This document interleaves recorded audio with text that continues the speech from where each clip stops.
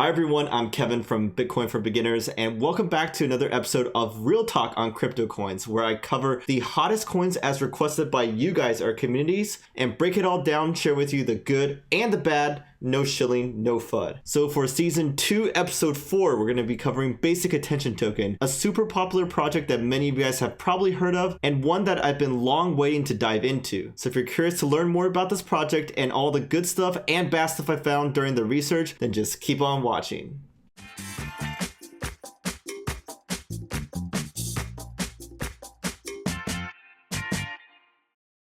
Okay, so before we go any further today, I just want to say that I enjoy making content for you guys, but if you can support me really quickly by just smashing that like button and subscribing down below if you haven't already, I would greatly appreciate that. Okay, so let's get started. So Basic Attention Token, or ticker symbol BAT, it's the logo on the left and their founder Brandon Eich on the right. So what is Basic Attention Token? This is just a very brief overview for those of you who want a refresher or don't know yet. It's a digital advertising platform, decentralized of course, and the BAT ERC20 token is a unit of account in the platform. Advertisers use BAT tokens to buy ad space on websites. Publishers like websites and content creators receive ad revenue in Basic Attention Token, and users like you and I earn shares of the ad revenue by interacting with ads, and this is an opt-in program, so you don't have to do that if you don't want to. The founder of Basic Attention Token project is also the creator of JavaScript and the co-founder of Mozilla and Firefox, so a pretty big name in just the tech world in general. And they also raised $35 million during their ICO. What about Brave though? Many of you guys may have heard of this new browser that is integrally tied with the BAT project. It's the first BAT-enabled application, and it's really fast growing. It has millions of active users right now. It's open source and privacy focused with adblock built in. Also works on all major OSs like iOS, Android, Mac, PC, Linux, whatever. They also have a Brave payments feature, which is kind of similar to Patreon, where you can tip your favorite content creators from a built-in wallet within the Brave browser. And finally, I have to note that the BAT token is not limited to Brave, but this is its first major application. So what about some pros or advantages of the BAT project? Well, first of all, the online ads industry is just ripe for disruption.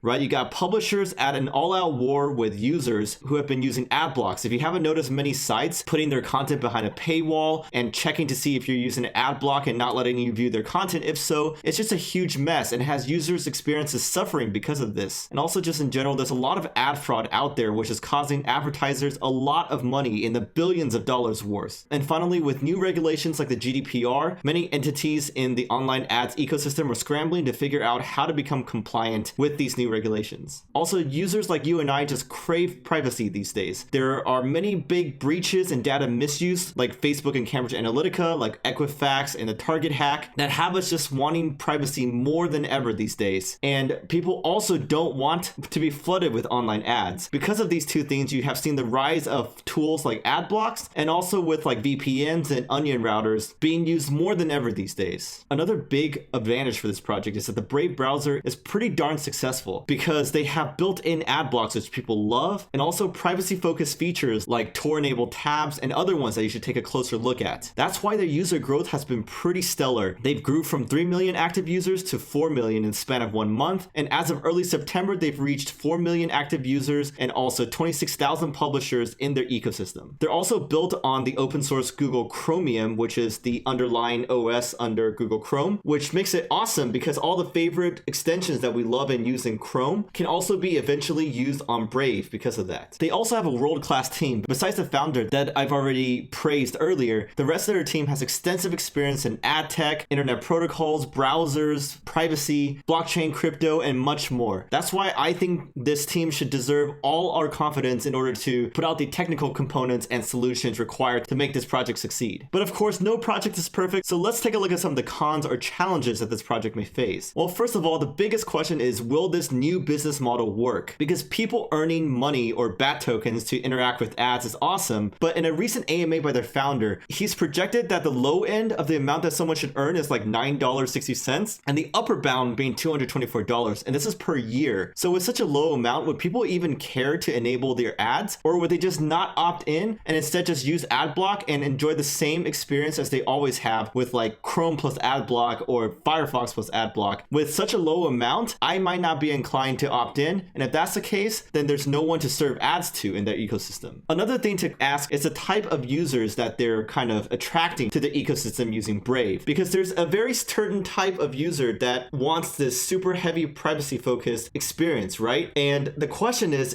if they will be the ones who will actually interact with ads once they opt into the program and end up buying stuff, because that is what the advertisers on the other side of the ecosystem want, right? If the type of user that's attracted by the Brave browser is not the type that kind of ends up buying stuff and clicking on ads, even if it is applicable to them, then that's a problem, because then advertisers won't get the ROI from their ads and they'll move to other ad platforms. Finally, we had to take a look at history and the pay to surf model of prior years. This was a model that had many problems and ultimately failed. It was rife with ad fraud, click bots, and advertisers just gave up and moved on. And so, of course, the team knows this, and in their AMAs, they've said that this is not quite the same, and they'll keep these lessons in mind when building this platform. But once again, the business model is completely new and unproven. So I guess we'll just have to wait and see if it can succeed where prior models kind of similar in approach did not. And also, their competitors are just giants, which is a huge hurdle to success for Brave and Bat. You got Facebook and Google, which dominate as giants in the online ads industry, right? Everybody serves ads on Facebook's or on Google AdWords, for example. And they offer a variety of options for them, not just display ads, which is what Bat is enabled for, at least in the beginning. Furthermore, you have to wonder if their competitors can just copy them in terms of privacy-focused features and also a token system, right? Because if Bat ends up doing very well, of course they could adopt Bat in the other ecosystems, but they could just as easily implement their own version and just copy all of Bat's best features onto their own platform and render Bat useless. We've seen that done many times before in tech, with like Instagram copying Snapchat features, just to name one that's on top of my head, but this is a real concern in my mind. And finally, it's just going to be a big challenge for them to expand outward out of the Brave browser initially, right? You need more apps and even more browsers, more extensions to work with Bat. It's an open protocol, but you need them to accept Bat and integrate it in order for it to become successful ultimately. Brave browser is a good starting point, but it's not going to bring Bat to the place in the ad ecosystem in terms of the initial vision for the whole Bat project just by the browser itself. And so the team also needs to talk to other outside developer teams to integrate the Bat token into their apps, and they are doing so, but this is going to be challenging, and we'll see if they end up successful in terms of getting big time apps with a lot of different users integrating with Bat to make it all a big successful ecosystem. Okay, so what are my personal thoughts? Would I personally invest? And the answer is yes, I haven't yet, but I would, more so as just a support for this project that I think is really promising and solving an important need. I don't necessarily think the Bat token is going to go to the moon. It could, but honestly, I'm more so wanting to support a project that I believe in its cause. Also, there are many things I like the team and their working product, the Brave browser, but also some things I don't like in terms of how challenging it's going to be for them to unseat the giants and to convince enough adoption to go on all different sides of the ecosystem to make it successful. But once again, all in all, I'm positive on this project. I would like to hear your thoughts too in the comments below. Let me know what you think about Bat and also the Brave browser as well if you use that at all. Thank you for watching. I hope you like this series, Real Talk on Crypto Coins. I will be back next time with maybe Stellar Lumens or another one. So please give me a thumbs up, subscribe if you haven't already. This is Kevin. I hope you have an amazing rest of your day,